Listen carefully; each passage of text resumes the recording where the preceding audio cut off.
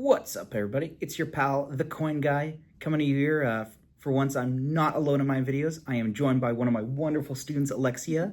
We're going to be doing a series of videos about numismatics.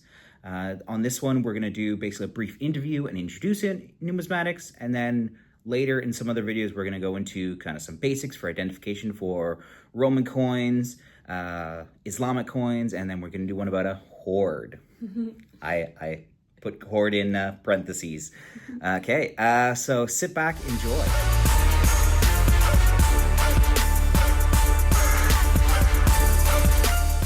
So to start off, because you all know me, Alexia, why don't you introduce yourself? Yeah, well, I'm a student here at Leiden University. I study the Bachelor of Arts in Archaeology. So within this degree of world archaeology, we do a lot of different things, but I also chose to focus a bit on numismatics, especially through an internship here with Jonathan.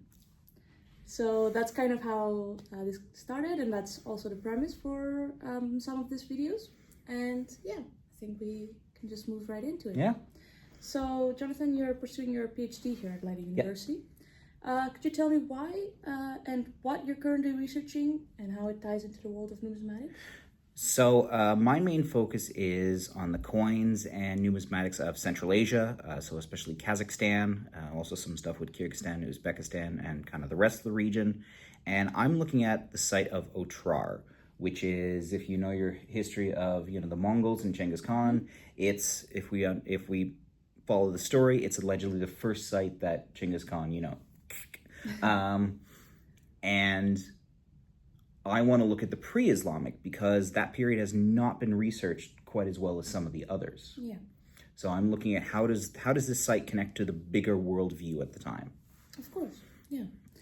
And besides academia, you also work at a coin auction house. So could you give us a peek behind the scenes? What's really the role of this auction house in the numismatics world? Yeah, let's not mention the auction house for now. No? No. Okay. Just now, just because that's still a newish thing. But I'll talk about it in a wider. Okay, so I can just move to 3 then. Yeah. To 4. Yeah. Okay. For someone new in this field, how would you then define numismatics? What exactly do they study? So basically, it's anything related to money. So not just the actual coins itself, in the sense of what's something worth and what do coins look like, but also how are they used? What can you buy for 1 gold dinar in 10th century Samarkand? But also things like what's the ideology that you see from them. So if you have a coin that has a camel on it, or a lion on it, or an image of a god, well, which god? Well, what does that actually say? And you get a lot from culture from that. And then, of course, you also have the material side of, if a coin is made of silver, what's the value of that? If a coin is made of copper, what's the value of that? If a coin is supposed to be made of silver, but it's actually made of copper, what's the value of that? Yeah, so I guess it also has a historical aspect as well. Yeah, there's the historical, because again, coins are one of the few bits of material culture that actually usually has dates on them and names. So we can actually say, this coin is from the reign of Sultan Ahmed. Yeah, exactly. And if someone watching this is fascinated by coins and wants to get into numismatics, what steps should they take?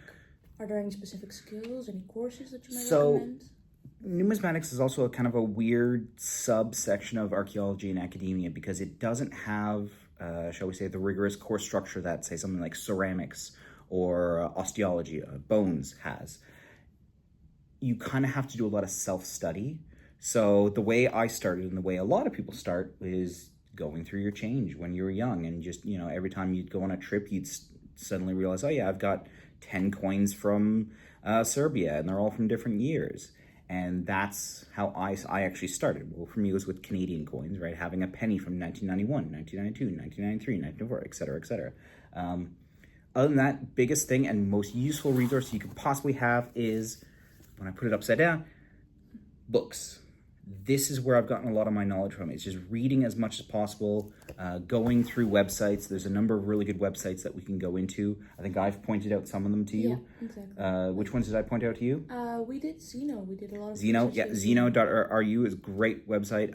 It's crowdsourced, and it's just as many wonderful pictures as you can find, and that's how I do a lot of my basic identifications. Another great way to learn is actually through auction houses. So I sometimes work with Heritage Auctions Europe with some of their, shall we say, non-European material. And auction houses are great as well because they have really good identifications. They also usually have really high quality photos, which makes life a lot easier if you're not used to seeing certain small details. Yeah. So you can zoom in. And yeah, you can actually get a really nice zoom in and you see those details. And they're usually identified already as well, which helps a fair bit.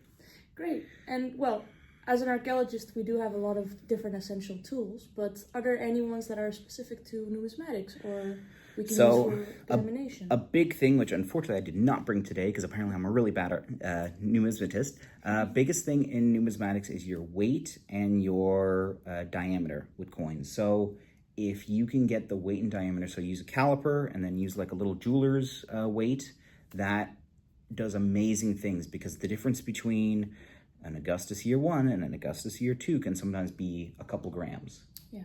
And that actually does help us quite a bit. I've done identification of Roman coins that had almost no detail on them, but because of the weight, I could actually pinpoint them to an exact error, almost down to the exact emperor. Yeah. Because there was enough of a difference, say, between Tiberius and the next emperor, etc. Yeah. And also because sometimes, if I remember correctly, the weight of a certain material also changed the value. Yes. Right? Yeah. Because even things like, silver, very valuable, very good. We like silver. We love silver. Lead, extremely heavy, but we don't like lead. Lead is bad.